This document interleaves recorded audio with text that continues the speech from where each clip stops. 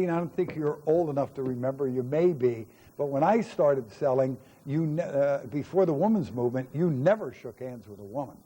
That was considered an insult back in the 50s, in the early 60s. You did not go to touch a woman, right, without her permission. If she wanted you to shake hands, she'd put her hand out, but you never offered it. Then the women's movement come in, and now that did a 180-degree turn. Now you don't offer, it's the insult. If you don't offer, so it's a complete change around. So for those reasons, I would offer to shake hands with the woman and the rest of it. I then go back and get permission to use first names, and I like to go for permission to use first names. I don't automatically use them. Mr. Harris, do you mind if I call you by your first name, or would you prefer last names? And some people do. That's changing a little bit, but it still is enough people out there that, particular older people, my dad was like that, old school German as an example. If you called him Ed, without his permission, he considered that an insult. That was getting too personal. That was something he did with friends, was allowed him to use his first name. And it isn't worth the risk. There's still enough of that around. And one other thing, if they give you a title, use it. If he says, I'm Sergeant so-and-so, or Major so-and-so, or Doctor so-and-so, they want the title used, or they wouldn't have told you. I had an ex-partner that was a doctor, had his doctorate, and he always used to make the reservations for the restaurants and that when you went out to a really good restaurant. I lived in Baton Rouge for a while, and he always said, this is Doctor so-and-so. He always made sure they heard the doctor, right? And they better call him doctor when he come in, too, or the waitress just lost 5% of her tip. He was quite, and justifiably so. He was very proud of it. And, he liked to hear it. And then I don't blame him. He worked, over 10 years to get that degree. So a lot of work. So they want it, if they tell you they want it used, they wouldn't tell it to you. Okay? Next I ask what they're interested in. There's two ways you can do this. The way I like to do this is I will do it with a smile. Josh, what kind of a home can I sell you today? Okay, and I do it with a big smile. Josh, what kind of a home can I sell you today? Now, for most of you, that might be a little too heavy, particularly if you're brand new. You might want to try, what kind of a home can I interest you in today? My personal preference, to be honest with you, is sell. It's the one time that I use a negative word up front and get heavy. And the reason I do that, I want to make sure that the customer understands why we have gathered here today, that I sell homes. I don't want that to come as a surprise later on. And I really think that you've got to send the agenda today, mostly because of your competitors, who will let them look around all day and never even ask them if they'd like to own the home. So I think it's important that you set the agenda one way or another, but you might want to try, what kind of a home can I interest you in today? Regardless of their answer, I don't care what they answer, you should use a 4-word reply. And I don't care what it is. We're not buying today. I'm not buying for 2 years. I won't know it till I see it. We're just looking. I don't care what they tell you. Your answer should be fine. Please follow me. Turn on to me and don't look over your shoulder. Walk back into the office. And 98% of the time, that's going to work for you if you do it with authority. Fine. Please, Ray, follow me. Turn around and walk. And that's it. Now, I don't want you, it's 4 words, done, kaput, cease, end, desist, no more, that's it. You start saying to them, Shandy, do you mind if we go back into the office and chat a little? I guarantee you she's going to mind. See, you try and soften that up. Every time I hold one of these classes, the bulk of my business is dealers. The fellow that I was up to in Oklahoma City, I go up there every 2 months. Okay, and we do a one-day class up there. We just keep getting better and better and identifying where he's having the trouble and keep honing it down. Okay, he's gone from delivering 4 a month in January to he's got 15 done for this month so far, and still has a number of others to close. So we've had some very, very good results on that, on accelerated learning. Okay, so that's the bulk of my business. When I come back the second time after suggesting this, invariably, I'll say, where are you running into trouble? And, well, they won't come into the office. And I'll say, did you do it the way I told you? Oh, yeah, we did it exactly the way you told us. And I say, okay, let's role play. Then I role play, and God knows where the verbiage is that I'm hearing, because it's nothing I ever wrote. They have twisted the whole thing up, trying to soften it up and make it work better. And what they've done is they've screwed it up. It's like, let's go back and chat. Or why don't we go back into the office, Susan? Give me an idea what you're looking for. Susan looks you right in the eye and says, I won't know it till I see the darn thing, and you've had it. You know, the way to do this is, what kind of a home can I interest you in or sell you today? Okay, regardless of their answer, your response is fine. Please follow me. Turn around on the me, okay? Don't look over your shoulder, because if you look over your shoulder to see if they're behind you, then they say, where are we going? And you've had it again. It's got to be an act of faith. Just walk back to your office, you know, with the attitude, God, I hope they're back there, you know, and the rest. Now, if you pick them up at the car, you turn around and they're still standing at the car, wave them in. Again, where are they going? Everything's locked. You're in control. You know, if they won't come in, go back out to the car and ask why not, and then I'll show you how to handle it from there. But your initial deal should be fine. Please follow me, and I'll show you how to handle all the objections to that in a minute. Now, when you get back into the office, I'll get coffee in their hand, and I did that down in Houston, which is really hotter and steamier than here, in August. With the air conditioning on in the office and that, coffee's always popular. I don't ask them if they want a cup of coffee. If I say, Josh, would you like a cup of coffee? You don't even want to be in my office at this point, so you're not going to agree to coffee. What I do instead is, Josh, how do you drink your coffee? Cream, sugar? You don't drink coffee? Okay, a tea drinker, can I make us a cup of tea? Okay, or a soda, whatever, if I run into that. Most of the time, though, if you get a coffee drinker, you say, how do you drink your coffee? Cream, sugar? They'll answer you before they realize they just ordered a cup. It'll triple your coffee sales anyway for you if you use that technique.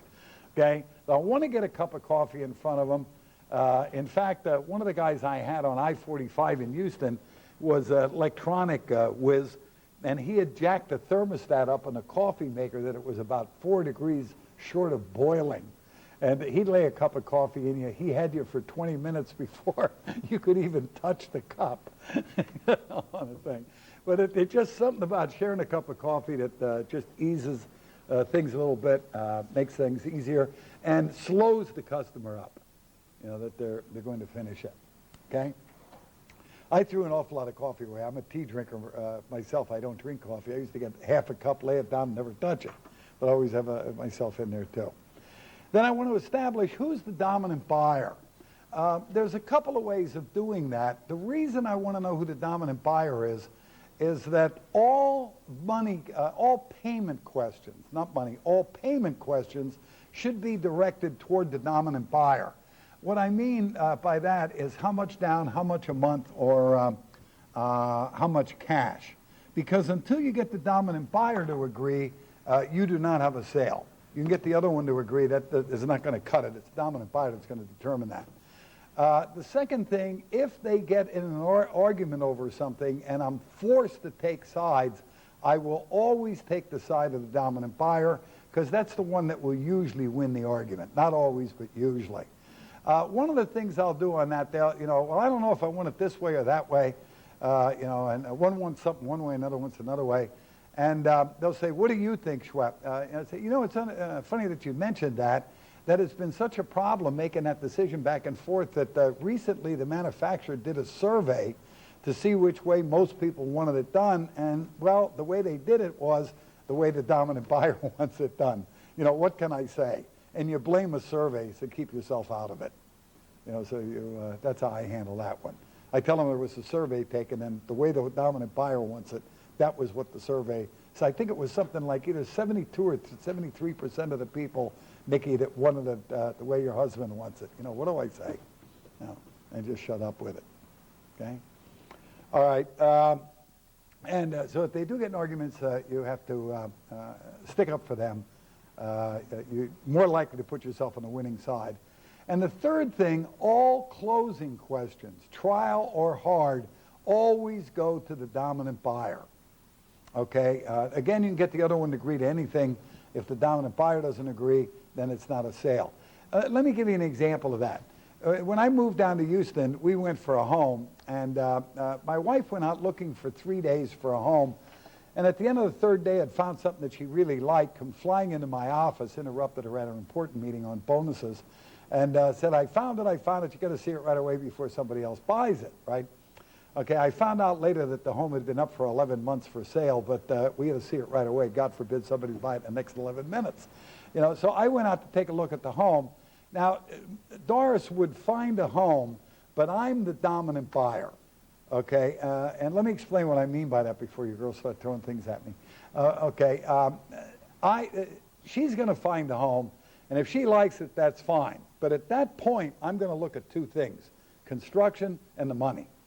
Okay, if I don't like the way the financing is structured, I really don't think Doris understood how much I was making until the divorce. Okay, and that was my, termination. Or the construction.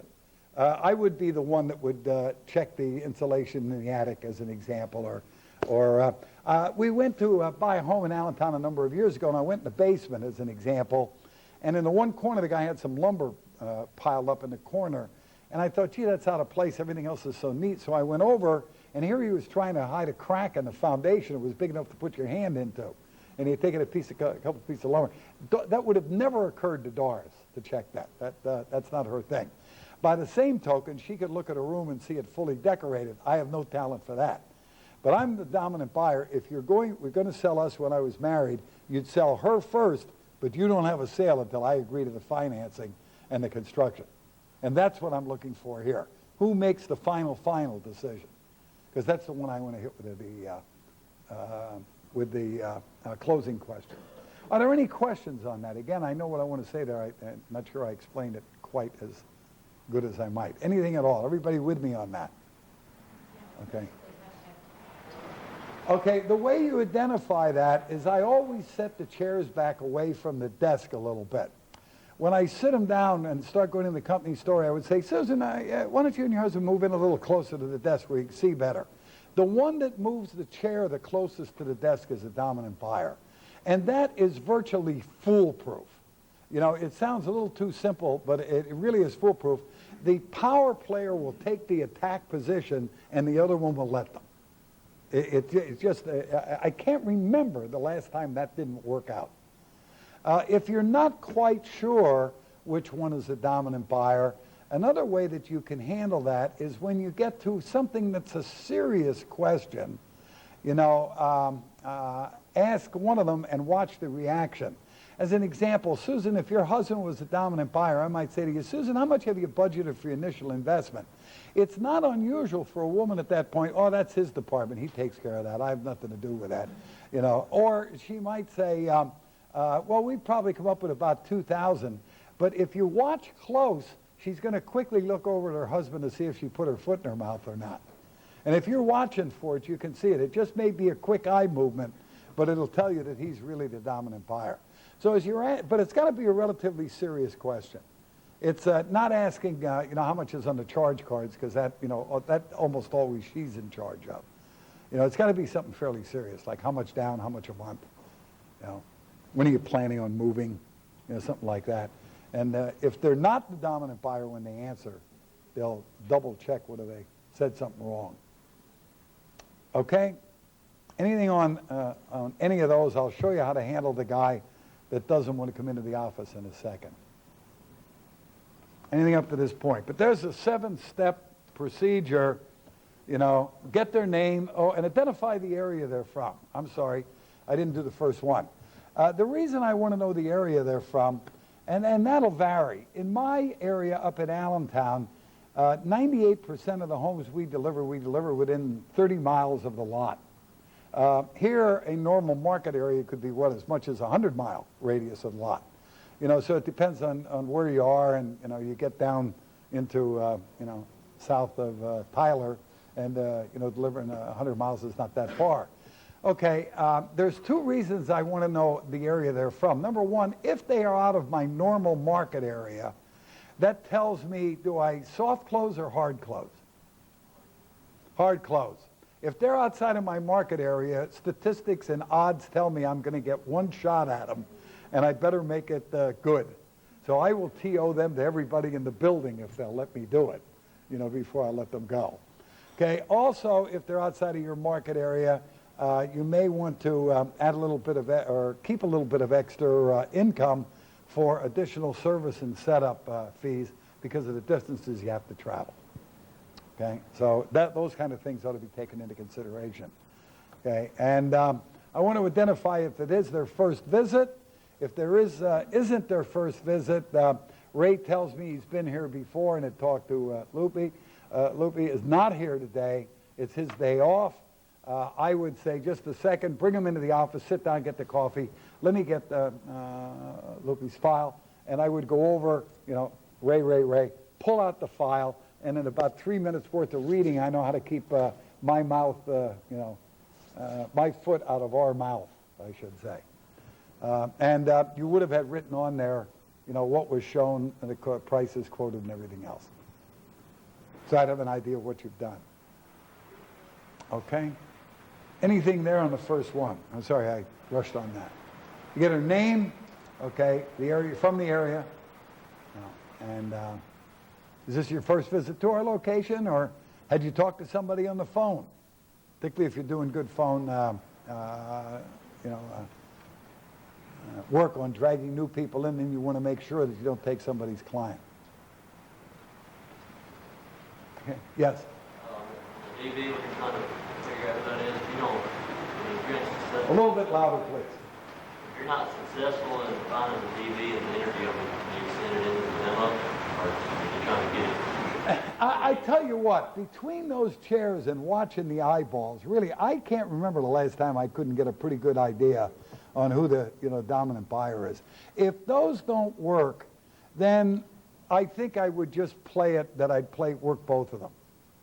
I'll tell you where you get that, okay, and you might be starting to see some of this, where you'll get that neither of them really is a dominant buyer, that they do everything jointly, is a well-educated young couple where both are college grads. Then you may not have a particular dominant buyer. They may do that, and if nothing shows up, then I would work both evenly. But that's very rare. That really is the exception. Answer your question? Okay. Okay. Anything else? Okay. Now, how do we handle those people that going through all of this?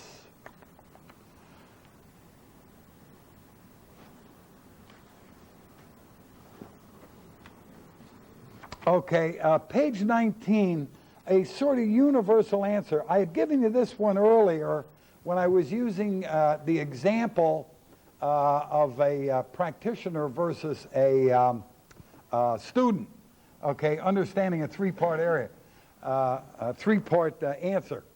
If you get the customer, hold it, wait a minute, I want to go back in the office, I just want to see some homes. Probably the best answer to use is that three-part one. Look, Susan, I'll gladly show you every home on the display center if that's what you want me to do. And again, that's on page 19, okay? If that's what you really want me to do, back off of the stress, okay, and get out of the stress zone. Then part two, however, if we just took 10 minutes in each model we have on display, it would take 3 hours and 20 minutes to look at everything and figure out what that is. If you don't have at 45 units, that's 450 minutes.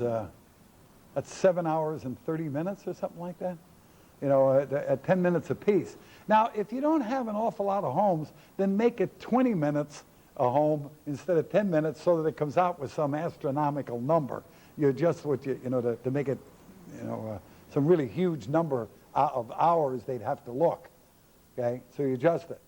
So, that's to show them what the penalty is. And then reinforce that. I didn't think you wanted to waste your time looking at homes that wouldn't suit your family, okay? And then go into proving to them, the third part, that they really don't want to do that anyway. As an example, how many bedrooms would you require? And then as Shandy said earlier, 3. See, that's exactly the kind of information I'm talking about. I'd waste your time looking at 1, 2, and 4 bedrooms, wouldn't I? Now, I know you don't have a 1-bedroom. You very well may not have a 2-bedroom, but they're not going to see everything anyway, so you're not going to get caught, and that's perfectly valid. If they might come back and say, I'm not sure I want a 3 or 4 bedroom. That you may get. then it's a matter, that's exactly the kind of information I'm talking about, Gary. No point looking at 1 and 2 bedrooms, is there? Okay. I've never had anybody that has ever had anybody say, I don't know if I want a 1, 2, 3, or 4 bedroom. Nobody's that confused. They'll always leave you something. They may not know whether they want a 2 or a 3 bedroom, but they, or a 3 or a 4, but they'll leave you something to hang your hat on there. Okay? So that's sort of a universal answer. Another one you might want to do, I want to see them all.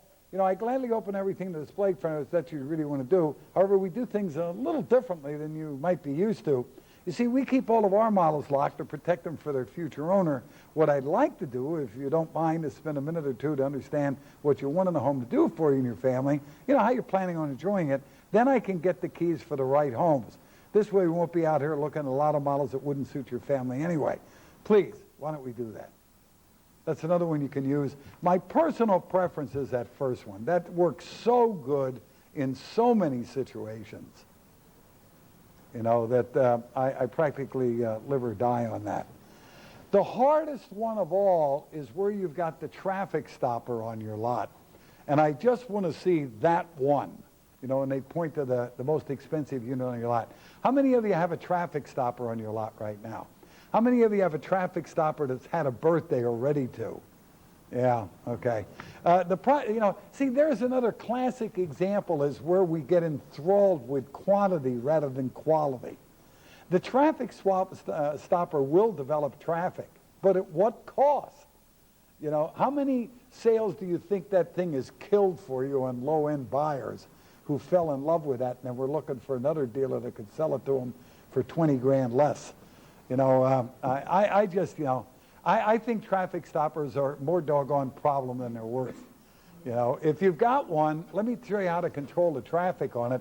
Put a sold sign in it, okay?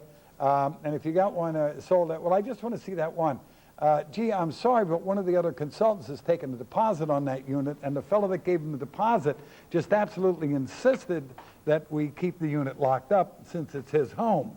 Okay, let me show you some of the floor plans that are available in that. I'll come in and do the interview.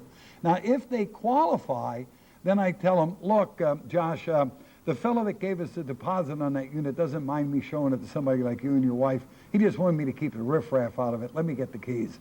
Then I'll get the keys and show it to you, okay? Now, you might say to me, gee, I'd like to buy this, but I can't afford to order one. I have one right away.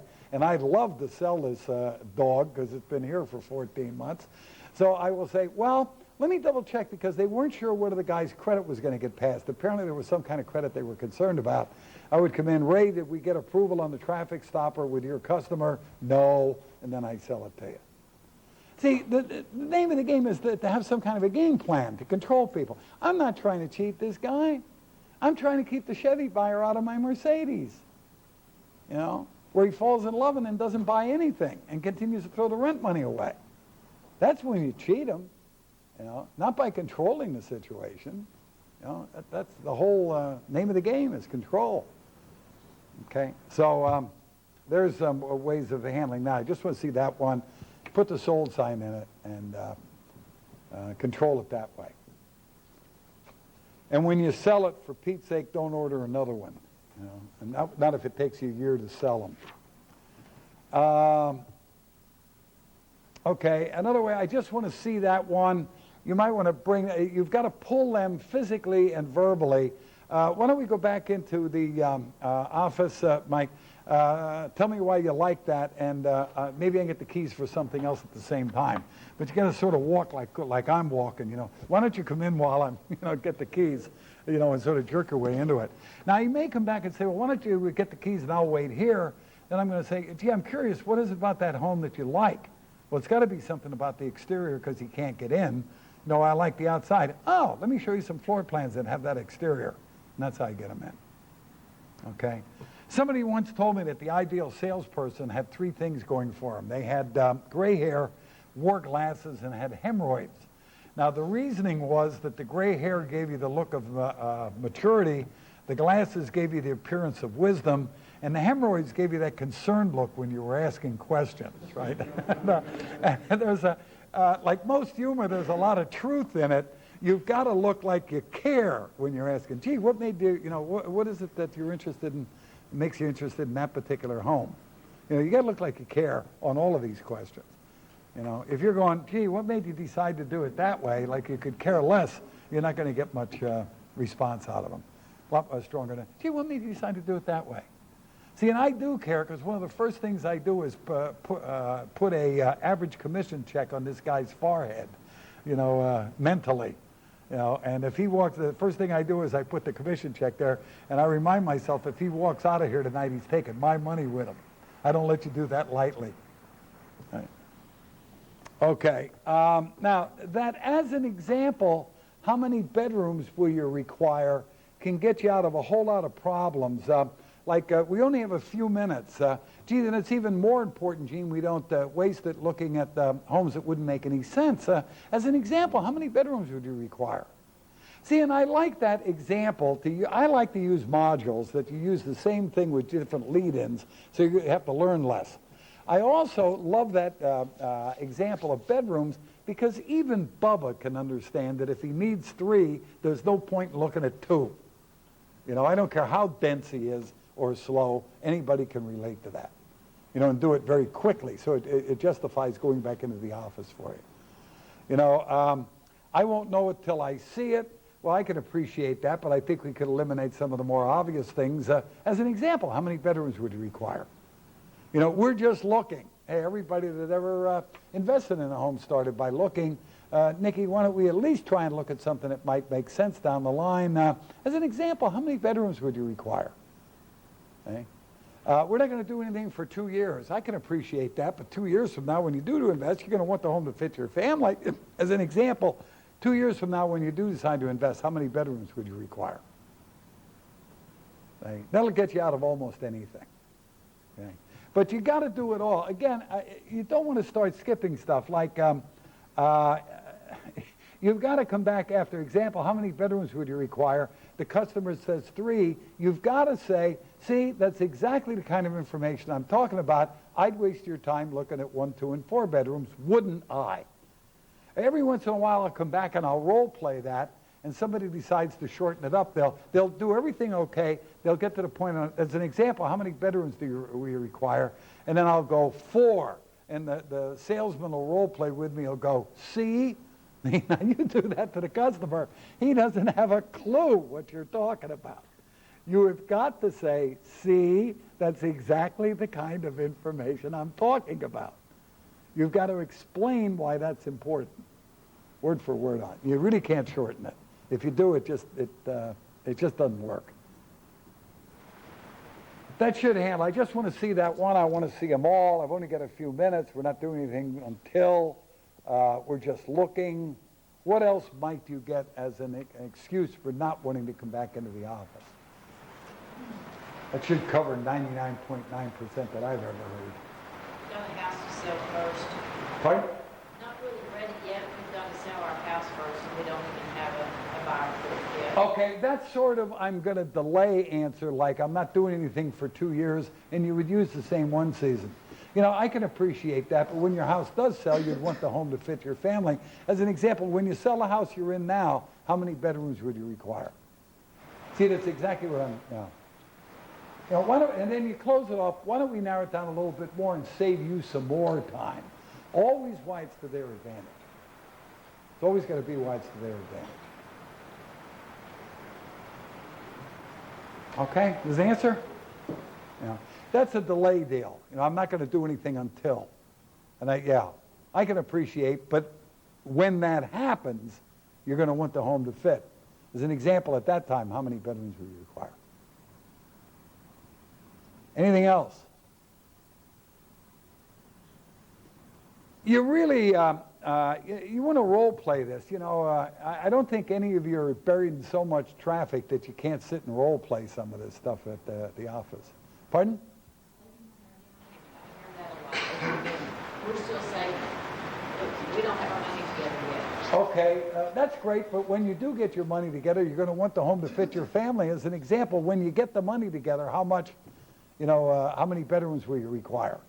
See, I'm going to handle that you don't, you've told me up front why you think you can't buy. When I get you into the lender investment and the matchmaker and I find out how much you have, that's when I'm going to whip out my money finder list with 32